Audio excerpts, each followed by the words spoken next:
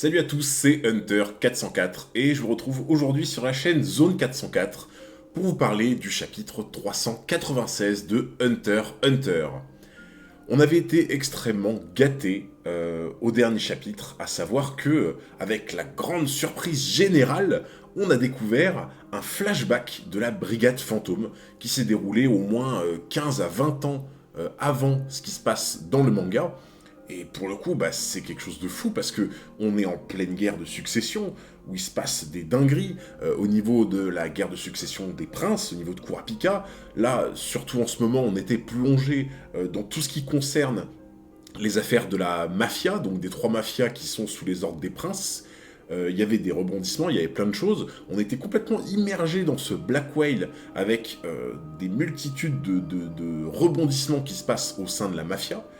Et là, d'un seul coup, Togashi, il vient nous pondre un flashback absolument monstrueux, enfin un début de flashback, où on redécouvre un Meteor City qui est littéralement ce qu'on connaît de lui, à savoir extrêmement fragile, politiquement inexistant, à savoir que c'est une ville de non-droit. On nous a bien d'ailleurs rappelé dans ce flashback, le chapitre précédent, qu'il n'y a absolument aucune loi en vigueur. Les habitants ne sont absolument pas reconnus par la loi ou par la société, ce qui veut dire que vous commettez un crime sur un homme ou même un enfant de Meteor City, pas de souci. La loi, elle vous dit, il n'y a pas de problème, il n'existe pas, donc c'est comme si ça n'avait jamais existé. Allez, c'est pas grave. Donc, au final, on redécouvre un Meteor City dont on nous avait parlé, qui pour le coup est extrêmement problématique à ce niveau-là, mais là on est en plein dedans, on est en plein dans la merde de Meteor City, où en fait on voit que c'est, comme on nous l'a décrit, un bidonville, où les gens balancent toute leur merde, où au final on a vraiment des pauvres gamins, parce qu'au final quand on voit ce qu'est la brigade à l'époque, enfin avant que ce soit la brigade, on se dit c'est des pauvres gosses. Kuroro, c'est littéralement l'illustration d'un petit garçon gentil comme tout, qui demande qu'à bien faire, qui demande qu'à, on avait vu à la fin du chapitre, il demande qu'à doubler des films, qu'à faire l'acteur. En fait, il se considère comme quelqu'un qui a envie de partager sa passion du cinéma, du doublage, etc. Du coup, on rentrait directement sur la fin de ce dernier chapitre, sur une page où on se rend compte que les pauvres gamins de Meteor City s'occupent comme ils peuvent, avec ce qu'ils peuvent, et du coup on s'était quitté sur une possible représentation d'une cassette que va jouer en amont, en doublage du coup, Kuroro, Pakunoda, Sarasa et du coup Shayla, qu'on avait revu dans le dernier chapitre, et du coup, on se retrouve donc directement sur ce chapitre 396 qui commence à partir de là, où voilà, on comprend que effectivement, il y aura une projection avec énormément de public, où tous les enfants de Meteor City vont venir se ruer dans l'église pour assister à ce qui se passe. Et on retrouve d'ailleurs Kuro avec Pakunoda qui distribue le goûter avant la représentation, avec du coup Uvogin qui avait compris que Kuroro s'était joué de lui, l'avait dupé concernant la cassette, et voilà, qui vient lui mettre un petit taquet, un petit coup de pression, en lui disant que voilà, il compte sur lui pour que le spectacle soit beau, étant donné qu'il lui a piqué sa cassette. On a également Phaeton et Finks qui viennent se joindre aux festivités, en faisant comprendre à Kuroro qu'effectivement ils ont pas non plus, ils sont pas très contents de s'être fait duper également. Et innocemment, on a la petite Sarasa qui vient du coup proposer, enfin même pas proposer, qui vient imposer à Finks et à Phaeton de donner le goûter aux autres gamins. Et ce qui est assez amusant, c'est que par ce simple geste et par le fait que Finks et Phaeton acceptent, et Uvogin également d'ailleurs, ce qui est fou, c'est qu'on se rend compte que effectivement la sensation qu'on a eue dans le chapitre d'avant était la bonne. Uvogin, Finks, Phaeton, Machi qui jouent les gros bras, qui font les gros durs dans Meteor City, en fait ils ont des cœurs d'artichaut. Ce sont des gamins comme tous les autres qui sont purs, sont gentils à la base, quoi. Et ça c'est un truc de fou quand on connaît la brigade fantôme, de se dire que à l'époque ils étaient comme ça, quoi. C'est un truc de malade mental. On a donc tous les préparatifs qui sont mis en place pour cette représentation qui a été préparée par Kuro et les autres du coup. ils mettent en place voilà, un écran géant dans la grande pièce principale de l'église, et ils lancent directement la cassette qu'ils avaient au préalable préparée avec le doublage. Ce qui choque un petit peu les gens, parce que bah, les gamins se rendent compte voilà, que, en gros, ce sont... alors, c'est peut-être quelque chose qui est, entre guillemets, qui est connu pour les gamins de Meteor City, à savoir ce groupe de nettoyage, mais ce qui surprend les gens, c'est que ils ont la cassette en version de leur langue.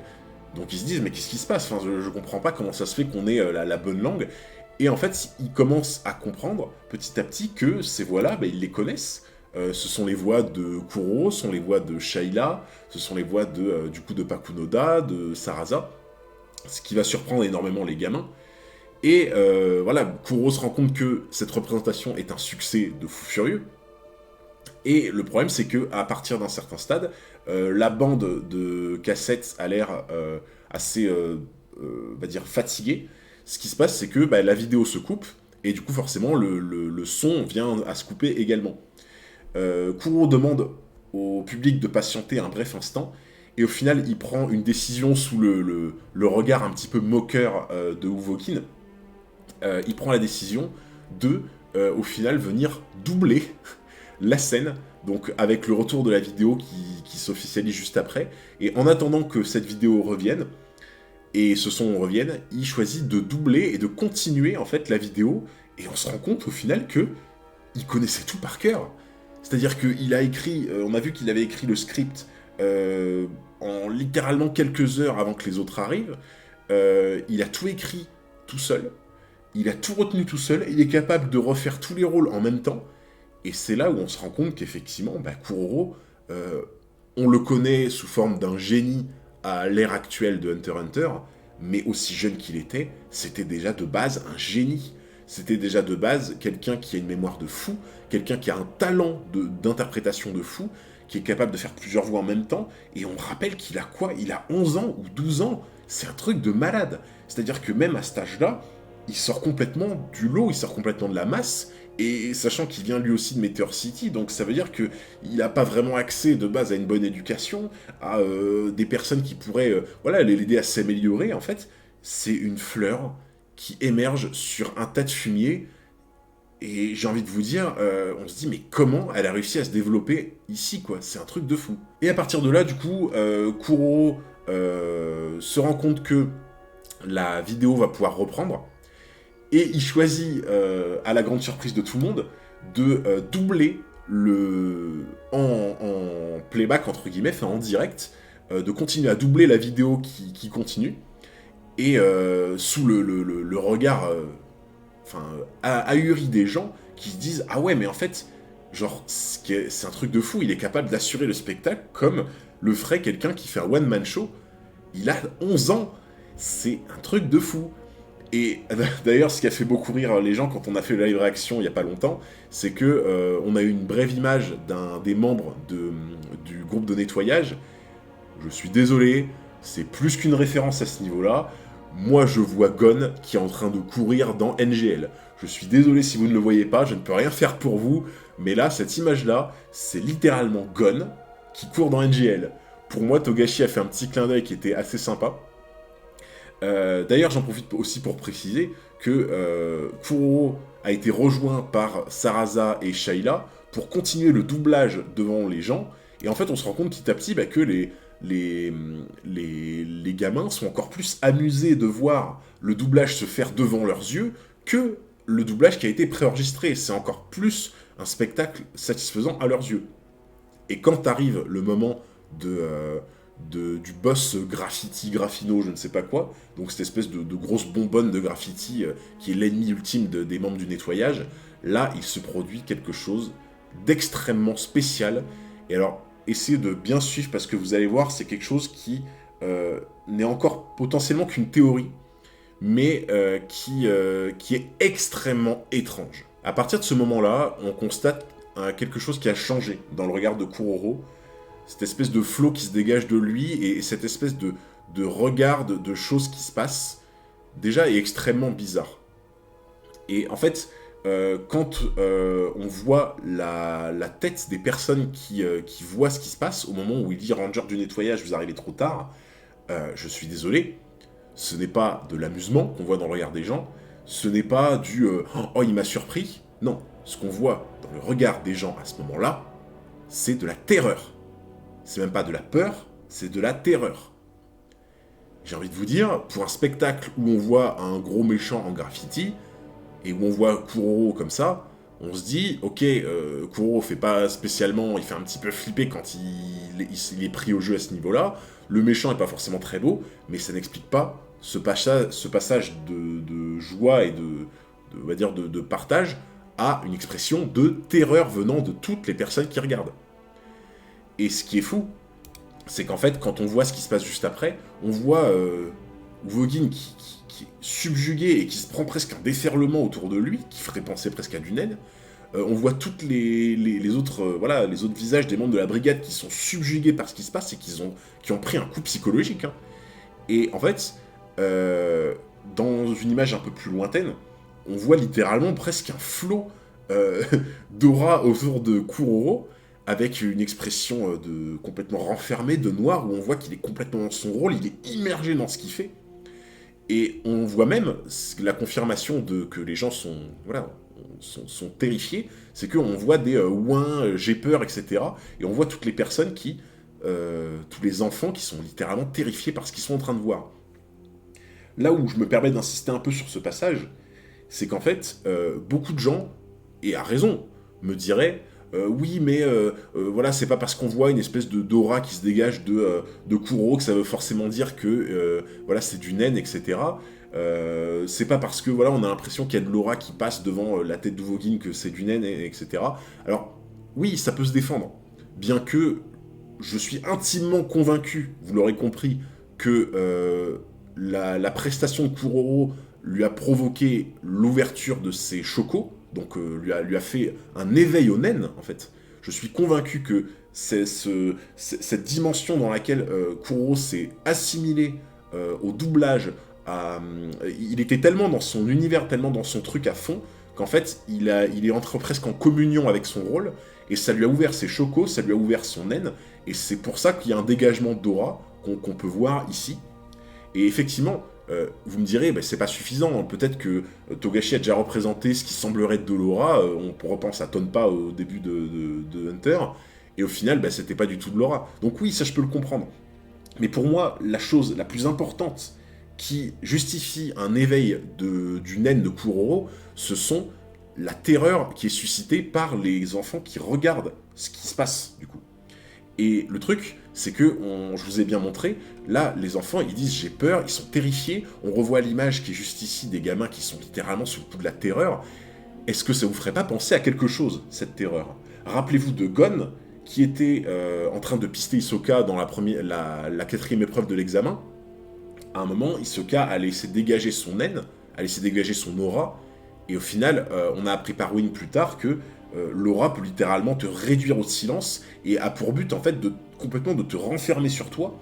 Et Gon, une des premières choses qu'il a dit quand il a ressenti l'aura d'Hisoka, qui était malfaisante, il a dit « j'ai peur, je suis pétrifié, je suis mort de froid ». Il y a cette espèce de sensation quand vous n'avez pas développé votre naine, ce qui est le cas des gamins, et que vous prenez le naine en plein fouet de quelqu'un, et bien ça donne cette sensation de terreur, de froid extrême, etc. C'est pour moi l'une des raisons qui me font penser, en plus du dégagement d'aura, que Kuroro, en communion avec son rôle d'acteur, a complètement éveillé son haine, dégagé son aura à ce moment-là. Un peu comme a pu le faire lors de ses prédictions Néo-Nostrade, au moment où elle était en communion avec ce qu'elle réussit de mieux. Ce qui a pu se passer également avec Komugi, au moment où elle était en phase complètement avec le Gungi, où en fait elle a ouvert ses chocos et développé son haine à ce moment-là.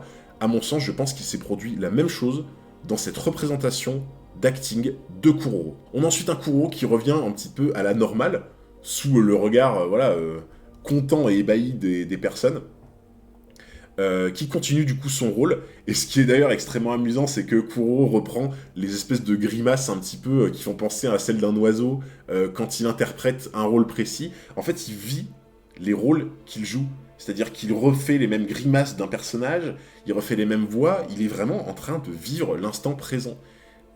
Et on se dit, mais en fait, Kuroro, ça aurait dû être, s'il n'y avait pas eu peut-être quelque chose plus tard qui va l'amener à devenir comme il est, ça aurait dû être potentiellement l'un des meilleurs acteurs qui puisse exister dans le monde de Hunter x Hunter. La représentation, du coup, continue donc. Kuro et les autres sont complètement immergés dans leur rôle. Et à la fin de la représentation, Kuro retrouve les autres avec qui il était en groupe. Du coup, on avait Franklin, on avait Nobunaga, Shayla, Sarasa, Charnalk, Pakunoda. Et là se tient, au milieu de la forêt, Uvogin avec Machi, Feitan et Finks. Donc le groupe un petit peu opposé à celui de Kuro. Qui a l'air de se tenir devant eux en mode... ils veulent en découdre.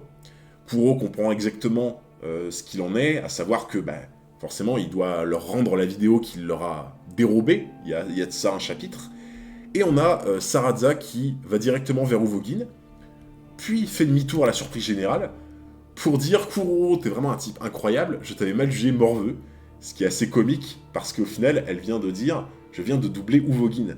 Sarasa s'est complètement pris au jeu de ce qu'a proposé Kuro, et sous la surprise générale que tout le monde rigole à cette blague, même Finks et Feitan. Il n'y a que Uvogin qui semble un petit peu gêné, mais qui n'a pas l'air non plus de le prendre extrêmement mal. Et juste après, effectivement, on a Uvogin qui montre quelque chose qui me donne encore plus de respect pour son personnage que j'en avais déjà, qui lui dit une phrase absolument magnifique, déjà qui lui demande s'il peut se joindre à sa compagnie théâtrale, ce qui est quand même fou quand on connaît le personnage d'Uvogin. Et il veut interpréter un méchant, d'ailleurs, par ce biais-là. Et il y a absolument toute la brigade qui se prend au jeu et qui veut rejoindre le groupe de Kuro, tellement il les a éblouis par sa performance. Donc en gros, on a la brigade fantôme qui, avant d'être la brigade fantôme, était au final... s'est constituée en tant qu'une compagnie théâtrale, qu'un groupe de théâtre. C'est absolument dingue. C'est-à-dire que... une des organisations criminelles les plus connues, la plus connue de Hunter x Hunter et les plus connues des mangas, était à la base une compagnie de théâtre qui jouait des rôles. C'est littéralement un truc de fou.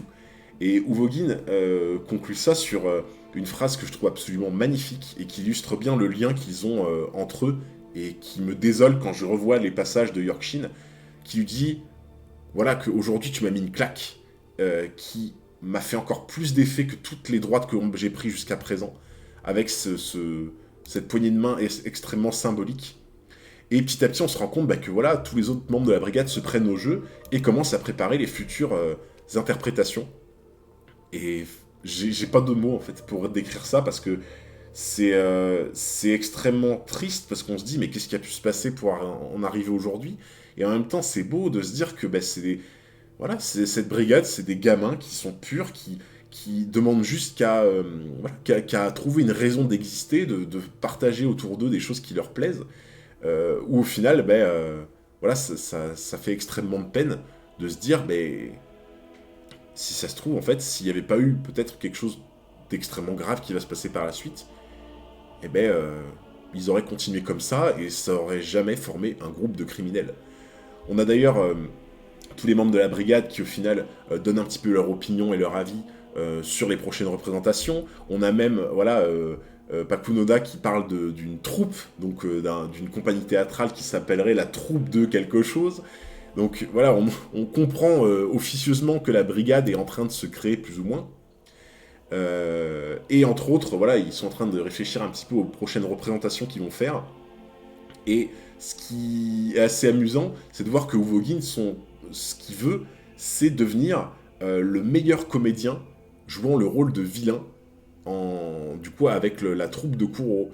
Et là où le message est assez fort, c'est que, vous l'aurez compris, on commence à avoir des suspicions sur ce que sont vraiment devenus la brigade, sur ce qui est vraiment devenu Kuro, et sur ce qui était vraiment devenu Uvogin. Parce que, en disant ça, c'est un petit appel du pied.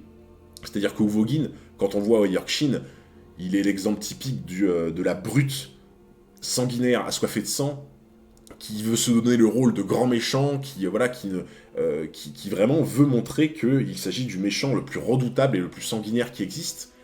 Et au final, quand on voit le passé de la brigade, on se dit, à la base, ils ont tous quasiment un cœur pur, et de le voir dire « je veux devenir le meilleur comédien jouant le rôle de vilain », ben en fait, on commence à se demander, mais est-ce que le Kuroro, Uvogin et les autres, au final, ne joueraient pas un rôle? C'est-à-dire, ne se seraient pas pris au jeu dans la vie réelle à jouer un rôle vraiment de criminel qui se serait, au final, transposé d'une fiction, donc d'une compagnie théâtrale, à la vraie vie. Donc c'est vraiment une question qu'on est en droit de se poser et qu'on aura, voilà, on aura potentiellement des réponses sur les chapitres prochains. Et en fait, ce chapitre se termine par la disparition de Saraza, qui inquiète énormément Kuroro, parce que en fait, elle est censée aller récupérer des cassettes à un endroit qui est plus ou moins malfamé, extrêmement dangereux. Et malheureusement, on a vu ce qui s'était déjà passé avec cette fameuse camionnette noire, et on se rend compte, comme par hasard, que cette camionnette se met en chemin à cet endroit-là, en disant, voilà, qu'ils ont leur quota, mais qu'ils ont envie encore de s'amuser avec leur saloperie, si vous voyez ce que je veux dire. Et on comprend malheureusement ce qui va se passer, étant donné que voilà, ce chapitre se boucle avec Saraza qui se conduit seul à un endroit où cette camionnette se rend, ce qui laisse une très mauvaise augure sur ce qui va se passer par la suite. Donc pour résumer un petit peu ce chapitre-là, on a vraiment Kuroro qui a conquis les cœurs de tous les membres qui deviendront plus tard la Brigade Fantôme, par cette espèce de jeu d'acteur et potentiellement ce que j'estime être un éveil de naine. Et on est en droit de se poser des questions sur le fait que ce qui semble prendre au jeu, on va dire, la brigade, c'est le fait de jouer des rôles, et en particulier Uvogin qui veut jouer des rôles de méchant. Et on se dit, mais il y a un lien un peu subtil et étroit qui a l'air de commencer à se dessiner entre ce qui est devenu la brigade et ce qu'elle était avant, où on se dit, ils auraient presque transposé leur rôle de l'époque dans la vraie vie, sous la forme d'un groupe criminel. Dans tous les cas, j'espère que cette petite review vous a plu. N'hésitez pas à partager la vidéo, à vous abonner, et sur ce, je vous dis à très bientôt pour des prochaines reviews de Hunter x Hunter.